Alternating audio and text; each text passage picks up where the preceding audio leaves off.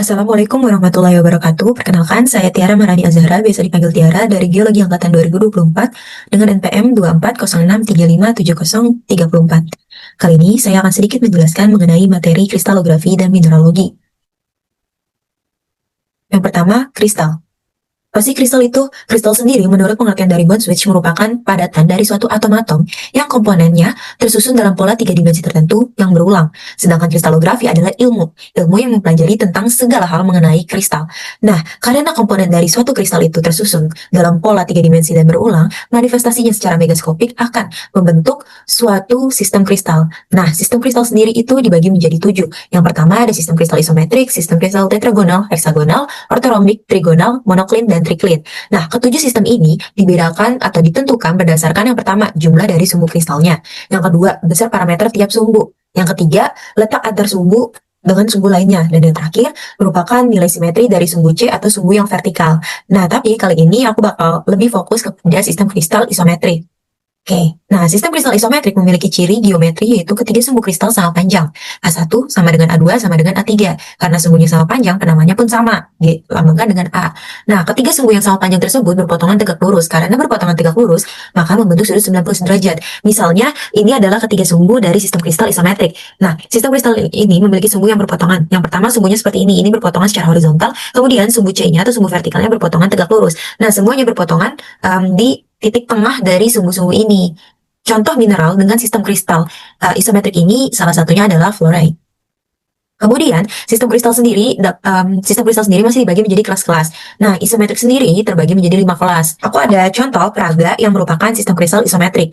Oke, walaupun di gambar PowerPoint tadi gambarnya seperti kubus, tetapi bukan berarti seluruh sistem kristal isometrik bentuknya seperti kubus. Ada yang bentuknya seperti ini, dan ada juga yang seperti ini. Yang penting sumbu-sumbunya itu sama panjang dan berpotongan tegak lurus. Nah, sumbunya itu tahu dari mana sih? Nah, sumbunya itu misalnya aku ambil titik tengah dari sisi yang ini dan titik tengah sisi yang ini. Itu dihubungkan. Ini adalah sumbu vertikalnya. Kemudian sumbu horizontalnya dengan titik tengah sisi ini dan ini. Kemudian titik tengah dari ini dan ini. Karena ini bentuknya seperti kubus sempurna, maka panjang dari setiap sumbunya pun sama. Kali ini aku akan coba untuk mengetahui kelas kristal dari sistem kristal isometrik ini. Nah, berdasarkan klasifikasi dari Hermann Malgen, untuk mengetahui kelas kristalnya, kita harus dapat menentukan terlebih dahulu rotasinya, mirror, dan juga inversi. Oke, yang pertama, aku bakal coba untuk buat mirror terlebih dahulu. Nah, mirror sendiri itu adalah garis khayal yang membagi sistem kristal ini dengan dua ukuran yang sama besar dan seperti pencerminan. Jadi, dari sisi yang terbagi ini, keduanya itu sama persis. Misalnya, aku ambil mirror pertama ada di sini. Mirror yang pertama. Kemudian mirror yang kedua, misalnya aku bikin tegak lurus dengan mirror yang pertama. Oke, ini udah dapet 2. Kemudian aku juga bisa untuk mencari mirrornya secara diagonal seperti ini. Kan kalau dipotong masih sama tuh segitiganya saling berhadapan.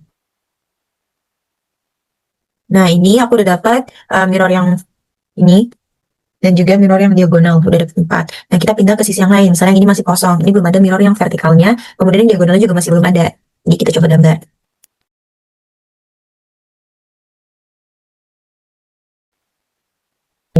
Jadi aku udah selesai untuk membuat garis-garis mirror atau pencerminannya, dan aku menemukan sistem kristal ini memiliki 9 buah mirror.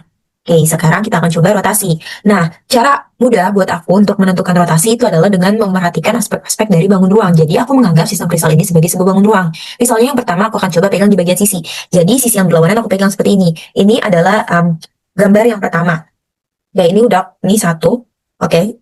Ini adalah sisi pertama. Kemudian aku akan putar sebanyak 90 derajat dan akan menghasilkan sisi kedua yang sama persis. Ini udah juga.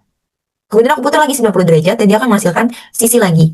Dan aku putar 90 derajat lagi, dia juga akan menghasilkan sisi yang sama lagi.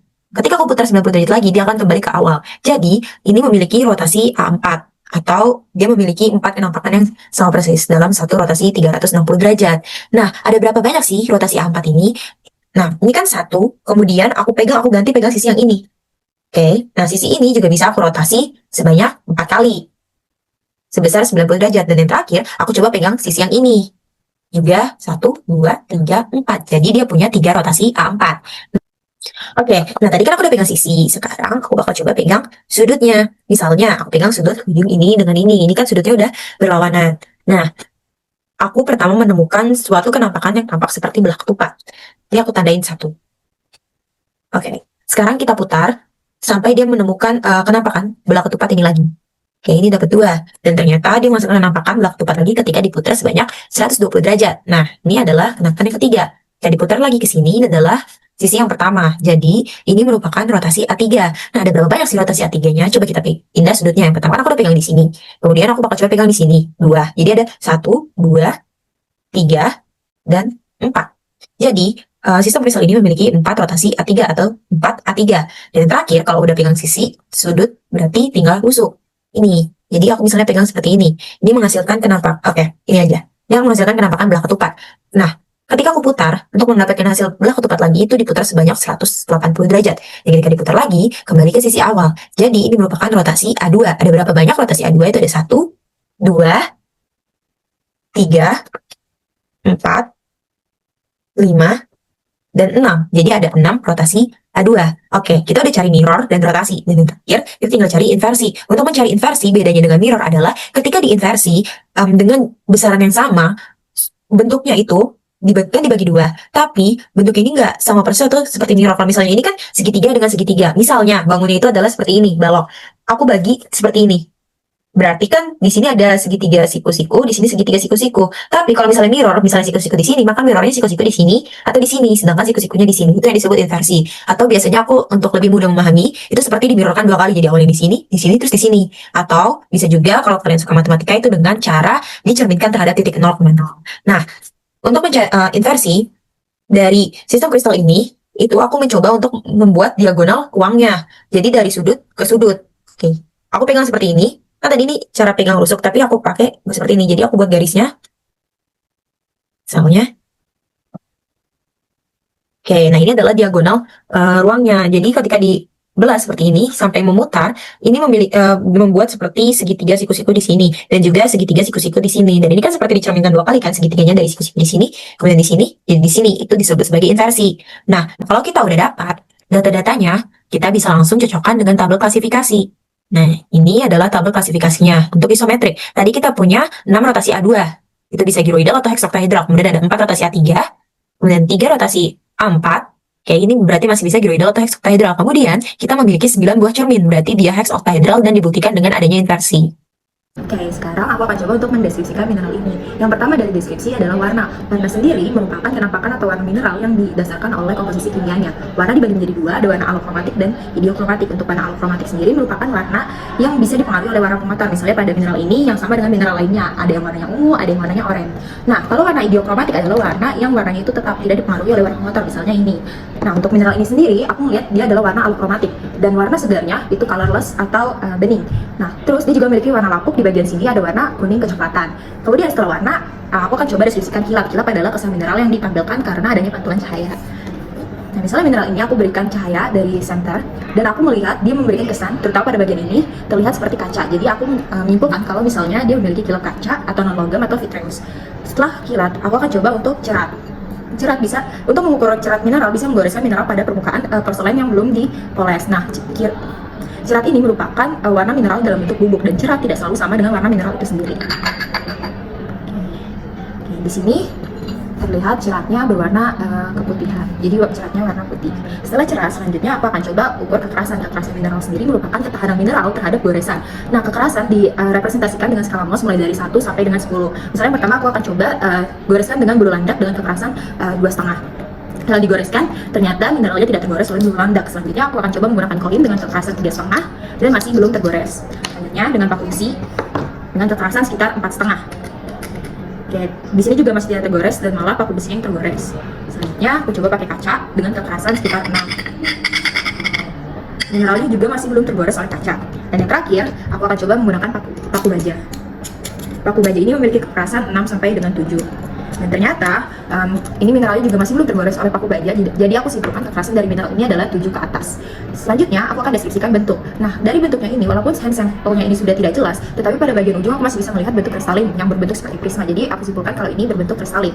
Kemudian setelah bentuk adalah strukturnya tadi, karena bentuknya kristalin dan ujungnya mengerucut seperti ini berbentuk seperti prisma atau kolom. Setelah itu, aku akan mencoba untuk mendeskripsikan belahan. Dari hand sampel yang aku punya, aku kurang bisa menentukan belahannya yang ada di mana, atau belahannya bisa dibilang tidak ada atau tidak jelas. Selanjutnya dari pecahan, di sini ada beberapa bagian mineral yang pecah. Nah, untuk pecahan sendiri ada berbagai macam, misalnya pecahan rata, tidak rata, konkoidal, dan lain sebagainya. Tapi dari mineral ini aku melihat pecahannya ini ada bagian yang seperti melengkung-melengkung seperti kaca. Jadi aku menyimpulkan kalau pecahannya adalah pecahan konkoidal. Selanjutnya kemagnetan. Aku akan cek menggunakan paku baja ini karena di ujungnya juga ada magnet. Dan ketika aku cek, ternyata aku tidak merasakan adanya tarikan magnet sama sekali. Jadi aku menyimpulkan kalau mineral ini adalah diamagnetik atau tidak mengandung kemagnetan sama sekali.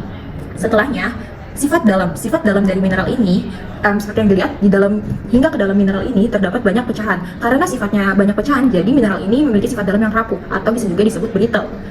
Nah, setelah pecahan aku akan coba untuk menginterpretasikan crystal habitnya. Tadi mineral ini memiliki bentuk kristalin dan juga strukturnya prisma atau kolom. Jadi untuk crystal habitnya aku simpulkan dia memiliki crystal habit kolumnar. Setelah itu aku akan coba optical properties lainnya, yaitu ketembusan cahaya. Ketika aku senterin dengan lampu, mineral ini dapat meneruskan cahaya dengan cukup banyak. Jadi aku simpulkan kalau ketembusan cahayanya adalah transparan. Untuk ketembusan cahaya yang lainnya ada opak, misalnya ini yang tidak menembus sama sekali, dan juga translucent, yaitu mineral yang berwarna tetapi masih bisa meneruskan cahaya. Nah, aku juga akan coba tes dengan sedikit HCl, dan ternyata mineralnya tidak bereaksi.